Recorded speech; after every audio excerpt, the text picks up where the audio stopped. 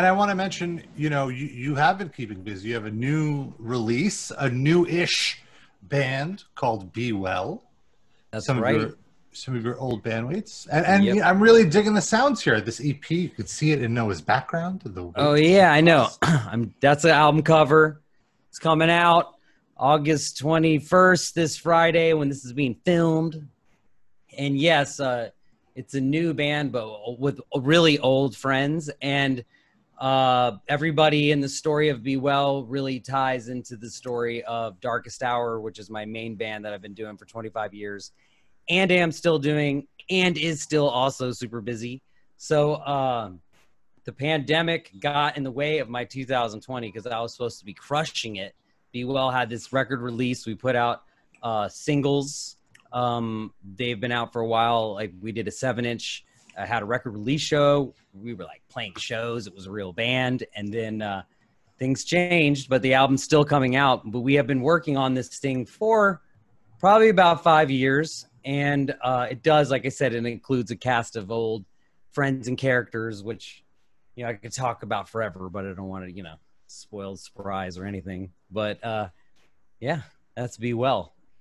Yeah, it's good. I really dig the music. It has kind of in a way, like it kind of brings me back to like the aughts, like the sounds of the early aughts. Okay. Kind of like the thricey Well, kind of sound.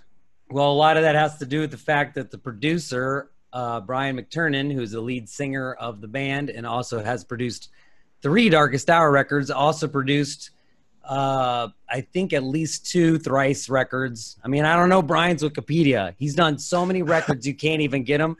But I know he did Artist in the Ambulance for sure, and that's one people love. And I have done a bunch of tours with Thrice too. They're, good friends. Obviously, maybe a musical influence once you soak all that in. But Brian has worked on so many records like that. I think you start to hear a blend of all of it when you start listening to the band. Maybe you hear Little Senses Fail. Maybe you hear a little Hot Water Music. Maybe you hear a little Bane.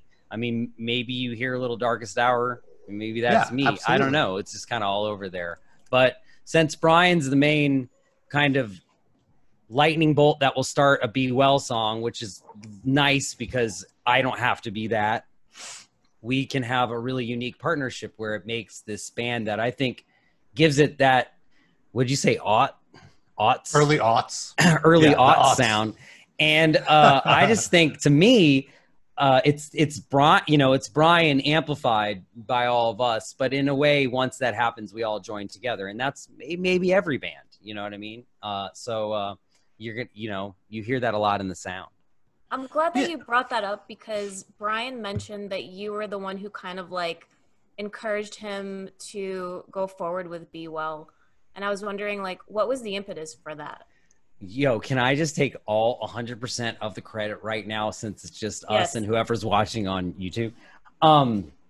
Well, I think people have to try to understand that when someone produces a record for your band, they truly produce it. They bleed into that record. You watch them skip meals, skip time with their family, put in a lot of hard work, sometimes harder work than band members will, and you come to love them. And Darkest Hour has been truly blessed to work with, speaking of Darkest Hour, I've been blessed to work with Devin Townsend, Brian McTernan, Peter Witchers, Taylor Larson, Kurt Ballou, and Brian McTernan. And the times that Brian has worked on those records, he poured everything into those records, and I became not only a fan, but like a lifelong friend.